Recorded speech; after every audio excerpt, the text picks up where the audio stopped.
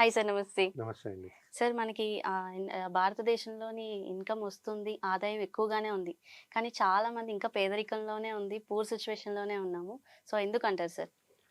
భార్గవి గారు, ఇప్పుడు మనం ఒక పర్సన్ లేకపోతే జనాభాకి ఎవరికైతే ఎక్కువ ఇన్కమ్ వస్తుందో హ్మ్. వాళ్ళు ఇంకా పూర్‌గే ఉంటున్నారు. హ్మ్. ద రీజన్స్ ఏంటనేది మనం డిస్కస్ చేద్దాం. సో, జనరల్‌గా మేడం, మీరు డెవలప్డ్ కంట్రీస్ చూసుకుంటే కొన్ని కంట్రీస్ ఏంటంటే వాళ్ళు సంపాదించినప్పుడే ఎంతో కొంత అమౌంట్ కట్ చేసి హ్మ్. వాళ్ళకి హెల్త్ కేర్ అనేది, ఎడ్యుకేషన్ ఫర్ దర్ చిల్డ్రన్ అనేది టేక్ కేర్ చేస్తారు. అంటే జాబ్ లేకపోయినా సరే హ్మ్. చూసుకుంటుంటారు. హ్మ్. మన ఇండియాలో మెయిన్ ఏంటంటే sir, madam, distribution of wealth inequality ఉంది. అంటే వెల్త్ అండ్ ఇన్కము, మన వెల్తీ పీపుల్ చూసుకుంటే మన ఇండియాలో ఎంత పర్సెంటేజ్ ఉన్నారు?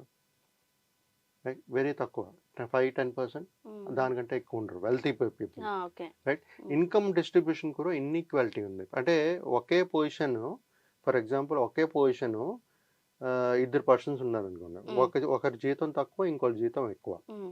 ఇన్‌ఈక్వాలిటీ ఆఫ్ ఇన్‌కమ్ కూడా ఉంది. అవును. హ్మ్. సో, ఇది సహజం కదా! మీరు ఒప్పుకుంటారు కదా అవును. ఇండియాలో. సో, ఇది కాకుండా మేడం, ఎప్పుడైతే మన కాస్ట్ ఆఫ్ లివింగ్ పెరిగిపోతుంది. హ్మ్. Every year cost of living పెరిగిపోతుంది. కానీ మన జీతాలు అలాగే పెరుగుతున్నాయా? లేదు. పెరగట్లేదు. సో, మనం ఒకవేళ పోనీ ఆ జీతాలు పెరుగుతుందే అనుకుందాం. జీతాలు పెరుగుతుంది గానీ కాస్ట్ ఆఫ్ లివింగ్ కూడా అలాగే ఖర్చు పెడుతున్నారు. హ్మ్.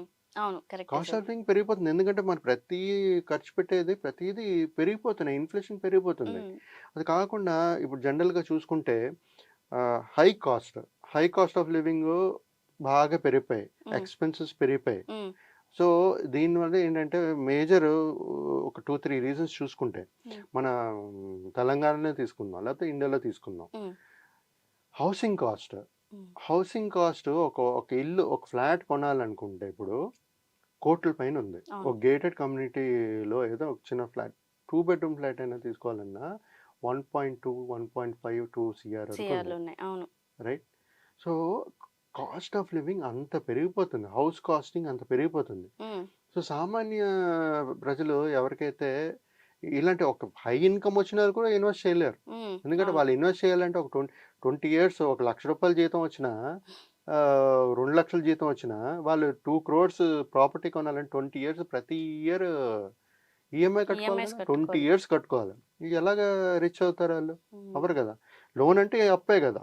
ఇంట్రెస్ట్ మనం పేరుకే కట్టుకుంటుంటాం. ఇల్లుంటది అంతే గాని కట్టాలి. 2,00,00,000 అంటే 4,00,00,000 కట్టుకోవాలి హ్మ్. ఇంట్రెస్ట్‌తో. ఇంట్రెస్ట్‌తో కలిపి. అవును. అదే 1,00,00,000 అంటే 2,00,00,000 కట్టుకోవాలి. కట్టాలి. సో, అంత కాస్ట్ ఆఫ్ లివింగ్ పెరిగిపోతున్నప్పుడు, వాళ్ళ జీతాలు పెరగలేనప్పుడు హ్మ్. ఎలాగా వెల్తీ అవుతారు? దే విల్ కరెక్టే. Stay poor only. హ్మ్. హ్మ్. అదొక రీజన్ మేడం. రెండో రీజన్ ఏంటంటే, ఇప్పుడు మనం ఇందాక మాట్లాడుకున్నట్టుగా హెల్త్ కేర్. హ్మ్. హెల్త్ కేర్‌లో మన ఇండియాలో చూసుకుంటే ఆయుష్మాన్ అని ఉంది హ్మ్. హ్మ్. స్కీము. స్కీమ్ ఉంది. అవును. ఆ స్కీమ్‌లో ఏంటి, కొంతమందే కవర్డ్. అందరూ కవర్డ్ కాదు కదా! కాదు. Limited people. హ్మ్. అది కూడా ఎంతో 5,00,000 ఎంతో కవరేజ్, మినిమమ్ ఎంత బ్లాంకెట్ ఉంటుంది. హ్మ్. ఆ కవరేజు దాని మీద ఇంకెవరైనా మిగతా వాళ్ళందరూ ఏం చేస్తారు?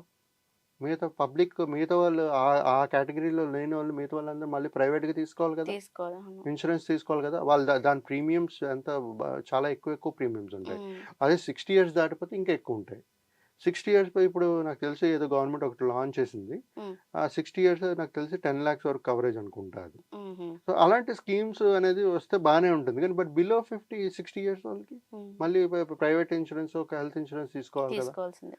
సో, అలా తీసుకుంటూ ఆ కాస్ట్ కూడా బాగా పెరిగిపోతుంది. దానివల్ల వాళ్ళు ఇన్వెస్ట్‌మెంట్స్ అనేది చేయకుండా ఒక వెల్తీ అనేది క్రియేట్ అవ్వలేకపోతుంది. They staying poor again. Hmm. అది కాకుండా మేడం, ఎడ్యుకేషన్ కాస్ట్ చూడండి. హ్మ్. పిల్లల ఎడ్యుకేషన్ 8-10% ఎవ్రీ ఇయర్. నేను అవును. మినిమమ్ చెప్తున్నాను. అవునవును. కొన్ని స్కూల్స్ అయితే ఇంకా ఎక్కువ పెరుగుతున్నాయి. ఎక్కువుంటది. రైట్. సో, 8-10% పెరిగిపోతుంది education cost every year to అవును. ఇయర్. వై హ్మ్. ఓ వై. హ్మ్. సో, ఇలా పెరుగుతున్నప్పుడు ఎడ్యుకేషన్ కాస్ట్ పెరుగుతున్న కొన్ని స్కూల్స్‌లో చూస్తే చిన్న చిన్న క్లాసెస్‌కి 1,00,000, 2,00,000. లక్షల్లోనుంటున్నది ఫీజులోను. ఇంటర్నేషనల్ స్కూల్ తీసుకుంటే 4, 5 లక్షలు. చిన్న ఎక్క పిల్లలే ఓన్లీ ఎల్‌కేజీ, యూకేజీలే ఇంకా సో నర్సరీలే. సో నేనిక్కడ చెప్పేదేంటంటే మేడం, ఎక్కువ సంపాదిచ్చినా సరే హ్మ్. వాళ్ళ స్టాండర్డ్ ఆఫ్ లివింగ్ కూడా మారిపోతుంది. హ్మ్. ఆ స్తోమత 2,00,000 అయితే వాళ్ళు 5,00,000, 4,00,000 పెట్టి చదివిస్తున్నారు. చదివిస్తున్నారు. ఎందుకు? కరెక్టే. ఒక రీజన్ ఏంటంటే వాళ్ళు పాజిటివ్‌గా ఆలోచిస్తున్నారు. పిల్లలకి బావుంటది, ఫౌండేషన్ బావుంటదని. బట్ మన స్తోమత మించి మనం చేయవలసిన ఆప్షన్స్ మనకు ఆల్టర్‌నేటివ్ ఉండేటప్పుడు చూసుకొని చేసుకోవాలి హ్మ్. కదా! మన చేతుల్లోనే ఉంటుందది మన చేతిలో చేసుకోవడానికి. ఉంటుంది. హ్మ్. సో, ఇప్పుడు అందరూ ఎఫర్ట్ చేయలేరు ఇంతంత చేయలేదు. పెద్ద యెస్. ఫీల్డ్‌లో. The cost of education also is increasing. హ్మ్. ఇన్‌ఫ్రాస్ట్రక్చర్ మన ప్రతీదీ ఇప్పుడు చూసుకుంటే ఇప్పుడు స్కూల్స్ హ్మ్. ఒక ఇన్‌ఫ్రాస్ట్రక్చర్ అని డెవలప్ చేసేస్తున్నారు. అంటే గ్రౌండు, లేకపోతే ఇది కోర్టు, ఈ స్విమ్మింగ్ పూలు ఇది అది అని చెప్పేసి ఎక్స్‌ట్రా క్లాసెస్, ఎక్స్‌ట్రా ఇవి పెంచేస్తున్నారు. నాలెడ్జ్ అని చెప్తున్నారా? అవునవును. పెంచేస్తున్నారు గదా! So, these all are affecting. Hmm. Next చూసుకున్నప్పుడు హాస్పిటల్స్ హ్మ్. ఒక్కసారి అడ్మిట్ అయితే మనం సేవ్ చేసిన మొత్తం డబ్బులు ఎళ్ళిపోతాయి. అవును సార్. డబ్బులు గాని మన హెల్త్ ఇన్స్యూరెన్స్ లేకపోతే హ్మ్. మనం ఇన్వెస్ట్ చేసిన మొత్తం డబ్బులు ఖర్చు పెట్టేయాలి. అవును. రైట్? ఎంత పెరుగుతుందది? హ్మ్. సో, ఇవన్నీ తర్వాత ట్రాన్స్‌పోర్టేషన్ మేడం. పబ్లిక్ ట్రాన్స్‌పోర్టేషన్ చూసుకుంటే ఈ మెట్రో హ్మ్. టికెట్స్ లేకపోతే ఇప్పుడు ప్రతి ఒక్కరికి కా కా క్యాబ్ లేకపోతే యూబరు, ఓలా, ర్యాపిడో సమ్ అదే. ర్యాపిడోస్, హ్మ్. Some cab. హ్మ్. అది కూడా ఎక్కువేం లేదు కదా! ముందులాగా లేదు. ముందులో లేదు. ట్రాన్స్‌పోర్టేషన్ బాగా పెరిగిపోయాయి. పెరిగిపోయింది. కాస్ట్ ఆఫ్ లివింగ్ పెరిగిపోతుంది. హ్మ్. అది కాకుండా ఇప్పుడు ఏదో కొంతమందేంటంటే ర్యాపిడోలు కూడా వాడేస్తున్నారు. ఎందుకంటే కాస్ట్‌లీ అయిపోయింది కాబట్టి. హ్మ్. ఈ ర్యాపిడో కూడా పెంచేస్తారు. పెంచేస్తారు. అవును. ర్యాపిడో కూడా ఇప్పుడు ఇక్కడి నుంచి ఒక షేర్డ్ ఆటోలో మనం రూ. 20కెళ్తే హ్మ్. ఇప్పుడు అక్కడి నుంచి అక్కడికెళ్ళడానికి ఒక రూ. 5, రూ. 10 ఎక్స్‌ట్రా ఉంటది. అంటే వీళ్ళు యాప్స్‌లోని ద్వారా చూసినప్పుడు ఎక్కువ, తక్కువ ఈ మూడిట్లోనన్నట్టు చెక్ చేసుకుంటారు. ఏది హ్మ్. ఎక్కువుంది, ఏది తక్కువుంది. కానీ రియల్‌గా చూడాలంటే 3 ఎక్కువే. అదే 3 ఎక్కువే. హ్మ్. కంపేర్ చేసుకో ఆబ్వియస్‌లీ మనకి ఆప్షన్ లేదు కదా మేడం. మనం హ్మ్. హ్మ్. ఎళ్ళాలి. ఇక్కడ నుంచి ఒక డెస్టినేషన్ నుంచి ఇంకో డెస్టినేషన్‌కెళ్ళాలి. హ్మ్. ఉద్యోగంకెళ్ళాలంటే ఆఫీస్‌కెళ్ళాలి. ఎళ్ళాలి. అవును. మరి ఏదో విధంగా ఎళ్ళాలి గదా! హ్మ్. ఇప్పుడు ప్రతీదీ పెరిగిపోయాయి. ట్రాన్స్‌పోర్టేషన్ కాస్ట్‌లు కూడా పెరిగిపోయాయి. హ్మ్. ఎక్సెప్ట్ మన తెలంగాణలో లేడీస్‌కి ఫ్రీ. లేడీస్‌వి ఆధార్ కార్డ్స్ ఉన్నాయి కాబట్టి. హ్మ్. అదొకటి అడ్వాంటేజ్. యెస్. అవును. అదే మరి మన మెయిల్ హ్మ్. ఎక్కువ ఆఫీసులకి వాళ్ళకి ట్రావెల్ చేసేది మెన్స్ సో, ఎక్కువ. నేను చెప్పేదేంటంటే మేడం ఇక్కడ ఈ అన్నిట్లో మన కాస్ట్ ఆఫ్ లివింగ్ పెరిగిపోతుంది. హ్మ్. రైట్? ట్రాన్స్‌పోర్టేషన్ అవనండి, హెల్త్ కేర్ అవనండి, ఎడ్యుకేషన్ అవనండి, ఇన్‌ఫ్రాస్ట్రక్చర్ దీంట్లో అవనండి, అన్నీ. సో, దీనికంటే మెయిన్ ఇంకోటేంటంటే మేడం టాక్సేషన్. హ్మ్. హ్మ్. మన సంపాదిస్తుంది చాలామంది ఎవరైతే ఇంతింత పెద్ద ఎక్కువ డబ్బులు సంపాదిస్తున్నారో, ఆ డబ్బులంతా టాక్సేషన్‌కే ఎళ్ళిపోతుంది అనే ఆలోచనలో ఉన్నారు. హ్మ్. రైట్? అవును. ఇప్పుడు ఇది కాకుండా అంటే స్లాబ్స్, ఇన్‌కమ్ టాక్స్ రేట్స్ ఉంటాయి కదా! దాన్ని బట్టి ఆలోచిస్తుంటారు. హ్మ్. కొంతమంది ఏం చేస్తారు ఇన్వెస్ట్‌మెంట్స్ చేసి క్యాపిటల్ గెయిన్స్ ఇప్పుడు మ్యూచువల్ ఫండ్స్‌లో ఇన్వెస్ట్ చేశారనుకోండి. హ్మ్. లాంగ్ టర్మ్ క్యాపిటల్ గెయిన్స్ అంటే 1 ఇయర్ పైన గాని ఏదైనా ప్రాఫిట్స్ వస్తే హ్మ్. దాని మీద 12.5% టాక్సేషన్ ఉంటదంటారు. ఓహ్! ఓకే.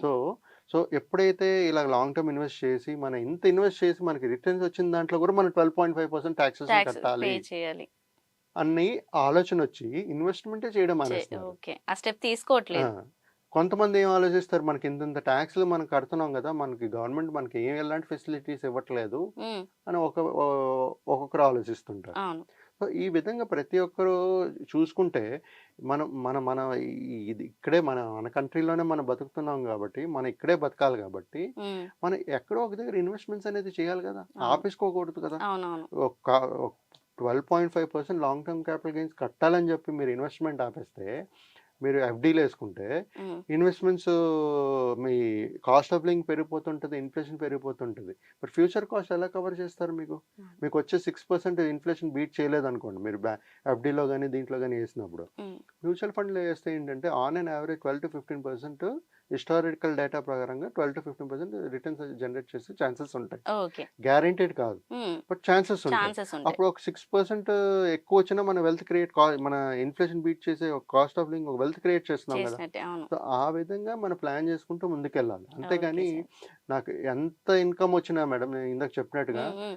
ఒక ప్రాపర్ ప్లానింగ్ లేకపోతే చేయలేం. అవును. ఇదే మెయిన్ రీజన్స్. హ్మ్. ఇన్‌కమ్ ఎక్కువున్నా సరే వాళ్ళు they are staying poor. Oh! So, yes. ఈ various reason hmm. Inequality of wealth and income ఒకటి. తర్వాత sky rocketing housing cost, hmm. Education cost, hospital. Transportation yes. Cost, అవును. Hospitalization cost. తర్వాత taxes. Hmm. ఇవన్నీ major reasons అండి. ఒక పర్సన్‌ని పూర్‌గా ఉంచడం ఉంచడానికి వల్ల రీజన్. Okay sir. రీజన్. నిజంగానే ఎంత క్లియర్‌గా, డీటెయిల్‌గా చెప్పారు sir. Thank you so much sir. Thank you అండి. Thank you.